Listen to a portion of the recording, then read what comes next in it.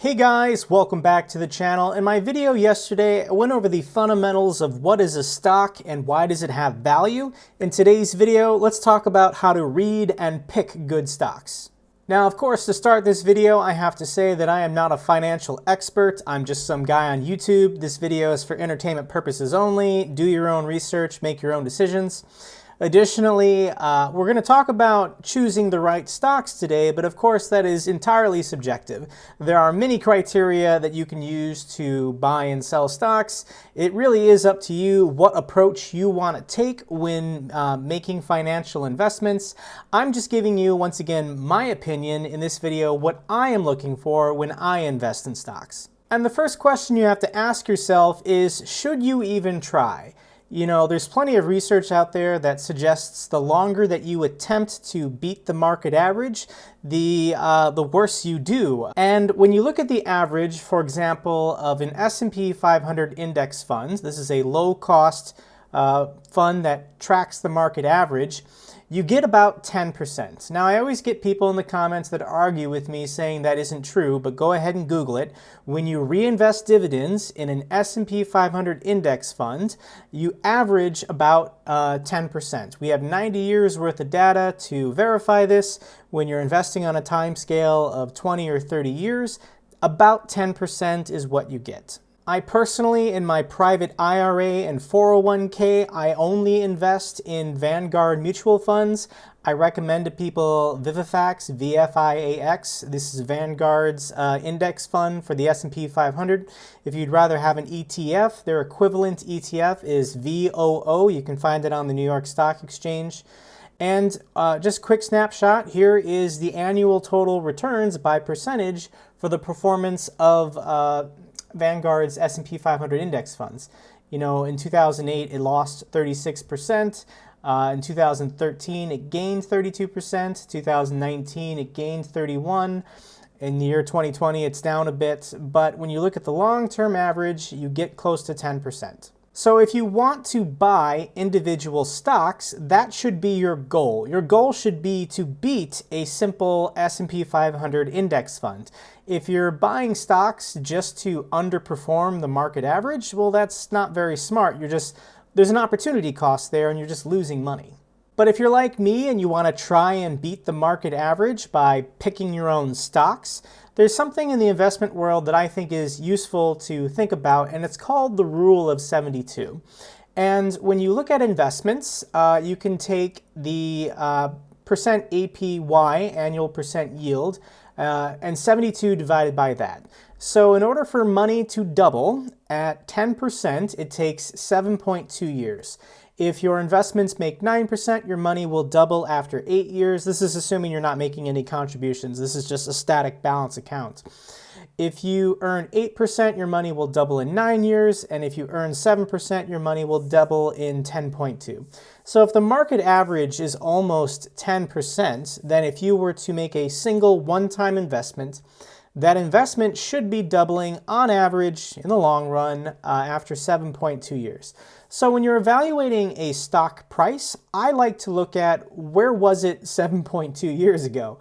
If the stock price is doubled in less than 7 years, then you know that the stock, in its past performance has been outperforming the market average. And when looking at stocks, there are really two kinds. There are growth stocks and dividend stocks. I personally like to find stocks that are a combination of both, but let's go through a pure growth stock and a pure dividend stock. What do those look like? The first company that we can look at is Amazon. This is a pure growth stock. What is happening is they're not paying any dividends. They're focused on reinvesting all their profits and earnings into the company in order to capture more market share. So when you look at what was the share price of Amazon 5 years ago, its share price was $382. The current share price is close to $2,000. So it has 6x'd its money, quintupled, quits, I don't know what that is. But it has 6x times its money in the last 5 years. Which is very impressive for a growth stock. Amazon is obviously one of the largest companies in the world right now. The converse of that is a dividend stock, and ExxonMobil, also once again one of the largest companies in the world, is a classic dividend stock. It says right here that the dividend yield is 9%. That is not accurate because the stock recently took a dip, which kind of made their dividend yield look like it went up, even though it didn't. The dividend yield classically probably was closer to 6 or 7%. But when you look at the last 5 years, there's been no growth for ExxonMobil. It has been hovering around this $80, $85 mark for their share price. And ExxonMobil is fine with that. Their stock holders are fine with that because the dividend has been consistent and reliable for years and years and years. People are happy holding this stock in order to just get that dividend. The problem, though, is that that dividend doesn't beat the market average of 10% in the long run. However, people like dividend stocks because they traditionally hold their value. It's a more safer investment in the event of a downturn, which actually just happened. Whenever you Google the ticker symbol of a company, it's going to give you the charts, but also this information down here. And there's actually a lot to unpack with just these couple numbers. So let's go through it. In the upper right, it gives you the current stock price, and all this means is the last time a share was sold on the New York Stock Exchange, this is what it was sold for. For the day, it shows you what was the opening amount, what was today's high, what was today's low. It also gives you the previous close and then the 52-week high of 83 and the 52-week low of 30. Now, traditionally, the dividend yield is what did you get paid out in dividends over the last 4 quarters. Most companies will pay out a dividend quarterly. The dividend yield is the accumulation from the last year. Now, I think this shot up artificially because the stock price fell, but let's go ahead and say that the dividend yield of 9.17% multiplied by the current share price is accurate. That means that you earned, for every 1 share of ExxonMobil, you earned $3.48, which, is a good dividend payout. The next thing we need to look at is the PE ratio, and what exactly is the pay to earning ratio? For ExxonMobil, it says it's 11.92. What does that mean? And let's think of it this way by first figuring out some other basic numbers about the company. You can determine how many shares of ExxonMobil exist by figuring out the market capitalization, which it tells you right here, 160.7 billion. You know that the market cap is the current share price multiplied by the number of shares. So if you just take the market cap, 160.7 billion, divide it by the current share price, 37.97, it'll tell you about how many shares of ExxonMobil exist currently. And there is currently 4.23 billion shares of ExxonMobil.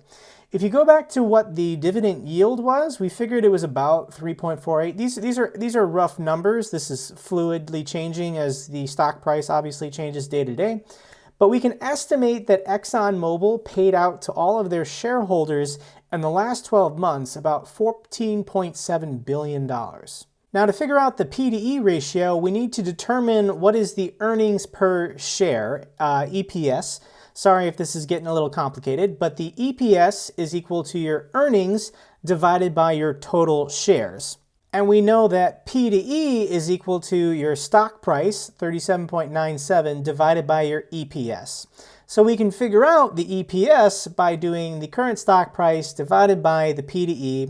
Current stock price is 37.97 divided by the PE. It tells us what this is, 11.92. And we can figure out that the earnings per share is $3.18.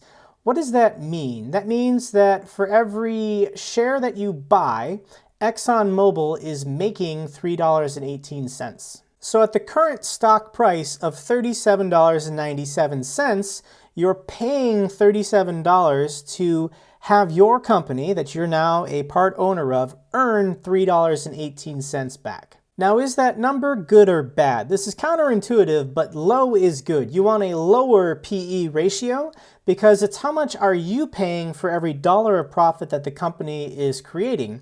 You can also think of this in reverse. Normally it's PE, but if you invert it and make it earnings per share, 1 divided by 11.92, that shows you 8.4%. You basically, you're earning, this is rough, these are rough numbers, but you can basically kind of view it as you're earning 8.4% on your investment in this company from the last year. Now let's look at the P to E ratio of a growth stock like Amazon, and it's telling us it's 84.8. That is insanely high. That is really high. And for most investors, this concerns them. When the number gets above 20, people start to say, hey, I think this stock is overvalued, it's inflated, this might not potentially be a good investment. However, when you buy stocks, you're only given information from the past. But when people invest, they're investing for their future. So people are buying Amazon stock because they think that Amazon's going to continue to expand. They're going to take over the world. So what did you earn if you bought Amazon stock and you've only been holding it for a year? Dollars per share, 0.01%. That's pretty meager, but people are still buying Amazon stock anyways because they're confident in the company and they think in the future it's going to continue going up and up and up. So they're willing to pay more money now, even though on the books it's overinflated, because they're confident that this is a reliable, safe growth stock and in the future they will have a positive return. Once again, when we get this PE ratio, it's only looking at the last 12 months. Now, I told you I like to see a company that is both. It has some growth and it offers me some dividend that I can reinvest, buy more stock with, and then accumulate compound interest. A good example of a company like that is Apple. Apple, the dividend yield is 1.21. When you look at their share price from 5 years ago, it was $127. The share price, even with the dip, is $254. So yeah, the stock has already doubled. Its high was over 300, so it almost tripled in under 5 years, better than our mark of doubling every 7.2. And on top of that, it earns a small dividend that you can reinvest and you can buy more shares. The current P to E ratio is 20. That's a little high, but not too concerning. Lots of investors would still happily buy Apple with the PE ratio being at 20. Another happy medium stock is Microsoft. Microsoft 5 years ago was trading at $41. It got almost up to 200. It's currently at 157. So this company has tripled its share price in 5 years, which is fantastic. The P to E ratio is 27.47, but once again, that shouldn't concern you if you're confident that Microsoft is going to continue expanding and being profitable in the future. At this point in the video, you might be asking, well, what does a bad stock look like? What should I be avoiding? And there are stocks that are neither growth stocks or dividend stocks. They offer you nothing. There are lots of companies like this for whatever reason that exist. And a good example is Twitter. Twitter had their IPO in 2014 or 2013.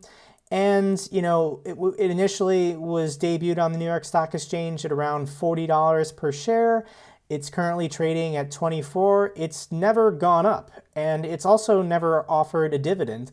Twitter can't really find a way to both expand or be profitable. Why do people buy and sell shares of Twitter? I don't know. You might own some because, or lots of people might own some because they think this company is going to have a big breakthrough at some point and they're going to expand their market share or become more profitable. Who knows? But something like this doesn't interest me right now. Another company I can point out is Intel. When you look at their 5-year return, it actually doesn't look that bad. Their P to E ratio is low, it's at 11. The dividend yield is 2.4, which is nice. The stock was trading at $31 5 years ago. It doubled. It was over 60 before it crashed. So if you look at the short term, Intel looks like a pretty good company to invest in. But when you zoom out and you expand, you see that their stock price was almost hitting 80 in 2000 before the dot-com crash. And it took 20 years for this company to return to profitability. I personally get nervous when I see something like this, where the stock price was, you know, not taken care of. If I'm going to invest in a company, I want that company's focus to be on my investment. And for 20 years, I don't know what Intel was doing, but they were not focusing on returning to profitability and getting back whatever their share price was in 2000. This might be unfair of me. There are lots of companies that crashed in 2000, Microsoft being a famous one that I kind of forgive. But when I look at these long-term trends, something like this is just a red flag, and there's plenty of companies to invest in. I don't feel the need to jump in on a stock that looks like this. The next example we have is Citigroup, and Citibank is one of the largest banks in America. When you look at their 5-year trends, you know, it was around $52 5 years ago, was trading close to $8. It has a pretty good dividend yield and a really low P/E ratio, the lowest we've seen in this video. So once again, on the surface, this looks like it might be a good company to invest in. However, when you click this max button and you zoom out, then you see this. And I have no clue what happened to Citibank. It hit, you know, it crashed hard after the dot-com crash, went down to, it lost half of its value in a couple years. It seemed to recover, and then, yeah, in the 2008 financial collapse, it was trading close to 600, and then it shot down all the way to basically nothing. I don't know. I don't think Citibank ever declared bankruptcy, but they must have been issuing new shares in order to raise funds. And when you look at their growth since 2008, I just don't trust this company. I don't care how low that P/E ratio is or how nice that dividend yield is. When I see a company's history looks something like this, it's just a red flag to me, and I'm going to avoid these stocks. So can I beat the market average? Can I beat a low-cost S&P 500 index fund? I don't know, but I'm giving this a try. I'm going to do this for a couple years. If after a couple years I can't outperform the market average, I'm just going to sell all my stocks and then put it all into a low-cost index fund, because there is an opportunity cost to buying and selling stocks. And it's good to recognize when you're beat. You shouldn't stick with an investment just because you've committed to it.